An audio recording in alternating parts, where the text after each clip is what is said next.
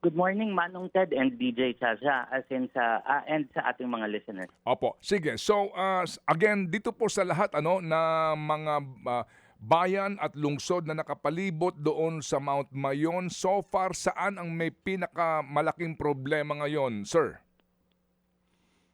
Tama po yung ating kasama sa bayan ng Kamalig, bayan ng Ginubatan at lungsod ng Ligao. Dito po dinala ng hangin yung mga pyroclastic density, yung ash clouds.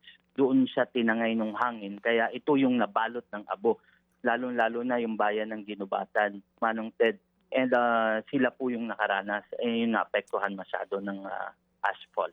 Oo. So sa ngayon, meron na bang report ang probinsya kung if we combine lahat ng mga nasa evacuation center, kung ilan sila, and then separately yung total number of residents, yung hindi naman nasa evacuation center pero definitely apektado? Meron na ba kayong bilang?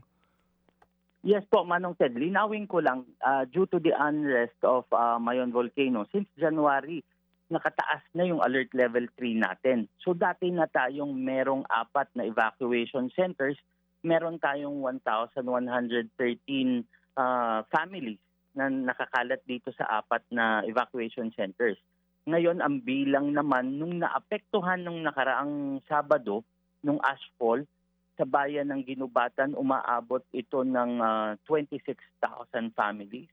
And sa bayan ng Kamalig, nasa 8,129. And sa lungsod ng Ligao, umabot ito ng 9,000 families. Hindi po ito nasa loob ng evacuation centers, yung mga naapektuhan ng ash falls. Some of them po bumalik din sa kanilang mga bahay upang makapaglinis nung oras na kumalma na yung usok and yung abo. Oo. So sa ngayon, kapag natin kinuwenta ang lahat ng yan, higit na 30,000 nga ang apektado dito. Mahigit po.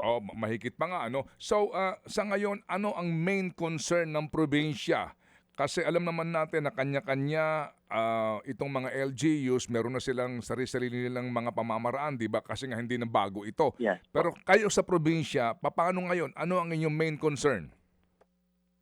Ang main concern natin ngayon is talagang maka-assist sa ating mga LGUs kasi kulang pa rin naman. Katulad kahapon sa Ginubatan, kung makikita natin, sobrang kapal ng abo na bumabalot sa mga kalsada, sa mga bahay. Ang kailangan natin warm bodies na magpapala at magwawalis.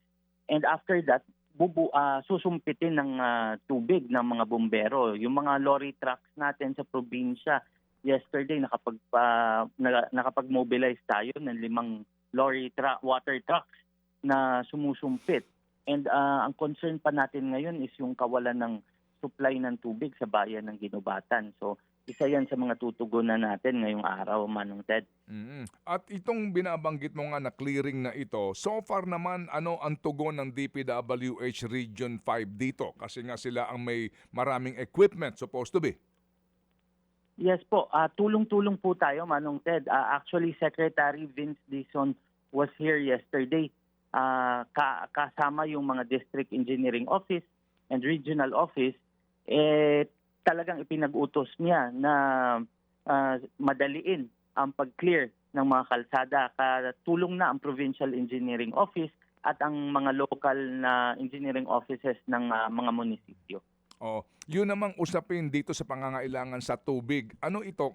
As in doon sa Ginubatan kamo ba na lugar, walang tulo sa gripo? Ano bang sitwasyon? Wala po.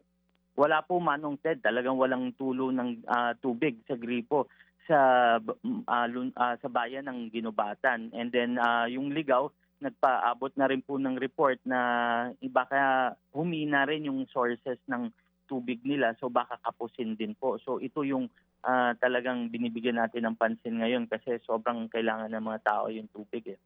Can you educate us please, Robert, no? Ano ba ang source of potable water ng Albay? Saan ba kayo kumukuha ng tubig? May kanya-kanyang water district po ang iba't ibang bayan. Katulad ng Kamalig, may sarili silang water district. Ang Ginubatan, may sarili ring water district. Ang mga sources nito ay wells, ang iba river, na finifilter nila and then isinusupply sa ating mga bayan. So yung mga well, dahil na rin sa banta ng El Nino, talagang nararamdaman na rin po yung pagbaba ng water level sa mga wells natin. Sa kuryente, meron ba kayong issue ngayon? Wala naman po. Sa awa ng Diyos, Manong Ted, buti naman hindi na naapektuhan yung linya ng mga kuryente. Okay, and then ito, yung to number 1 na concern sa health, ito sa kalusugan ng mga apektadong residente. Opo, ito yung hinahabol natin, lalo na sa pag-iikot natin kahapon.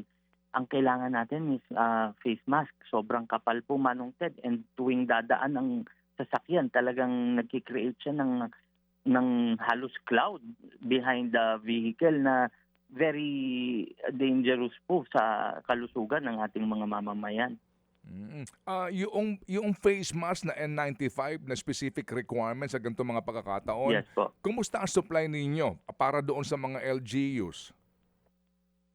Tulong-tulong po kami nung pumutok yung inabot nga po sila ng ashfall, yung provincial government, yung provincial health office ni-release kaagad namin lahat ng available namin na face mask. Even sabi ko nga pati yung surgical mask pinamahagi na rin natin, Manong Ted. And yesterday sa pakikipag-ugnayan natin sa OCD, magbibigay rin po sila, mag-emergency purchase sila kasi sobrang kulang po. And even si DOH po, nag-commit din po kahapon na magpapadala. And then nag-usap-usap rin kami ng alternative katulad nung mga damp towels na pwede itakip sa ilong at bibig. Tatakpan na lang kahit surgical mask. Yung mga ganun kasi kung N95 halos kada 6 na oras kailangan mo magpalit ng N95 mask and magiging magastos.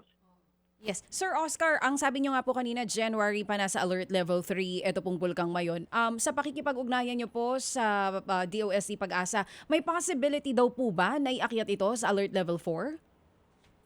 Sa base po sa pakikipag-ugnayan natin sa PHIVOLCS, ang sabi po nila, pag-aaralan nila, sapagkat kung sa seismic amplitude count, yung nakaraang mga buwan, nasa around 2K lang siya. Pero nung araw na yon ng Sabado, umakyat siya ng 65K. So sobrang taas po. Pero nagtagal lamang po ito ng mahigit 1 oras at kalahati. And bumalik po siya dun sa 2K na amplitude count. So pag-aaralan natin whether magpatuloy yung ganong behavior, siguro ang ire-recommend nila is to adjust yung evacuate natin from hindi na lang yung 6 kilometer within the 6 kilometer radius, pati 7 isasama na po natin. Pero as to itaas yung alert level, hindi pa nila ina-advise or wala pang indication daw mula sa PHIVOLCS. Pero ngayon po dahil dyan sa aktibidad ng Bulkang Mayon na yan, safe pa naman po ba yung outside, sabihin na natin kung 6 kilometer pero ngayon iba-iba yung galaw niya, okay pa kung hindi pa ito i-adjust sa ngayon? Actually, ma'am, hindi po talaga natin masisiguro yung behavior ni Mayon Volcano. Katulad nga nung nangyari nung Sabado, normal siya for the past few weeks, for the past few months. Ganun lang yung averaging ng tremors and then seismic activity. Tapos biglang umangat siya ng napakalaki, napakataas dahil sa na nag-cause ng PDCs. So, mahirap po talaga, hindi natin masasabi, mahirap. Sir Oscar, ang sabi nyo kanina, nasa 30,000 yung apektado pero ang karamihan sa mga iba ay bumalik po sa kanilang mga tahanan. Paano natin sinisiguro na sinusunod po ng iba, lalo yung mga nasa 6-kilometer danger zone? How are we making sure na wala na po talagang tao dun sa area na yon? Yung sa 6 kilometer, within yung mga residents po natin, within the 6 kilometers permanent danger zone, nasa loob po sila ng evacuation centers ngayon.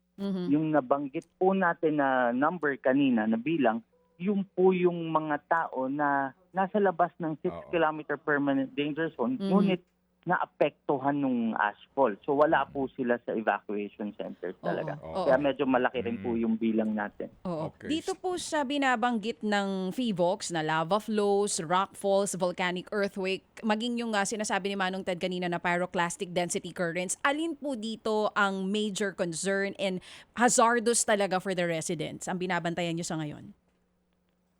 Yun nga po, patuloy yung pagbuga niya ng lava.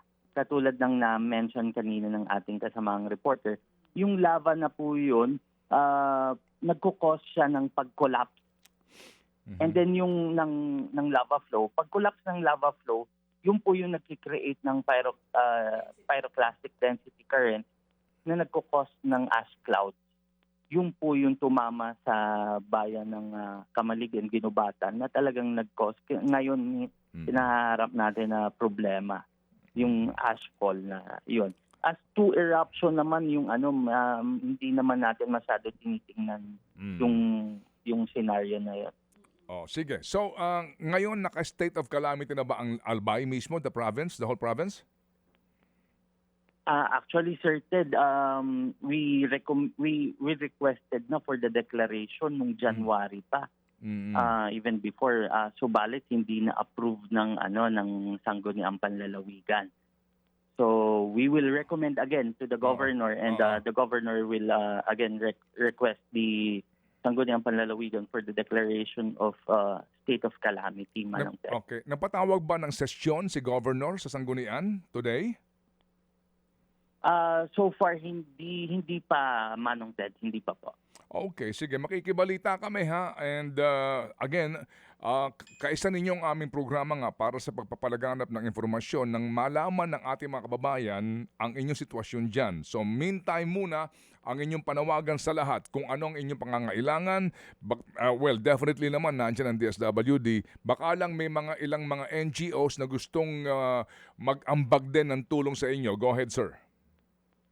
Yes, una sa lahat, gusto ko magpasalamat sa iyo, Manong Ted and DJ Chacha, sa pagbigay ng opportunity na makausap ang ating mga kababayan tungkol nga dito sa nangyayari sa lalawigan ng Albay. And gusto ko rin po magpasalamat sa lahat ng tumutulong, mga government agencies, offices na tumutulong sa atin para mag-assist dun sa mga na tinamaan nga po nitong ashfalls na to. And nananawagan rin po tayo sa ibang LGUs, other organizations, lalo-lalo na sa pangangailangan natin sa masks and sa tubig po sa bayan ng Ginubatan. Yung po ang pinaka-concern natin sa ngayon. And gusto ko na rin po manawagan sa mga kababayan natin sa bayan ng Kamalig, Ginubatan and Ligao na patuloy sana patuloy ang kanilang pag-iingat kasi dahil sa health hazard na dulot ng ashfall na to, always wear mask and stay indoors kung wala naman masyadong importanteng gagawin, Manong Ted. Opo. And stay hydrated because of El Nino. Yes, sir. Yes, sir. So thank you very much po. Ka-Oscar Robert Cristobal, ang pinuno po ng Thank you, Manong Ted. PDRRMO. And Godspeed. Mga kapatid, patuloy po kayong tumutok sa 105.9 True FM para sa totoong balita, impormasyon, music and entertainment. Mag-subscribe sa aming YouTube channel at podcast at sundan nyo kami sa Facebook, Instagram, X at TikTok sa True Network PH. Bisitahin din po ang aming official website, truefm.ph. At panoorin din kami sa True TV Signal, Channel 19. Kami po ang 105.9 True FM. Laging true sa'yo, kapatid.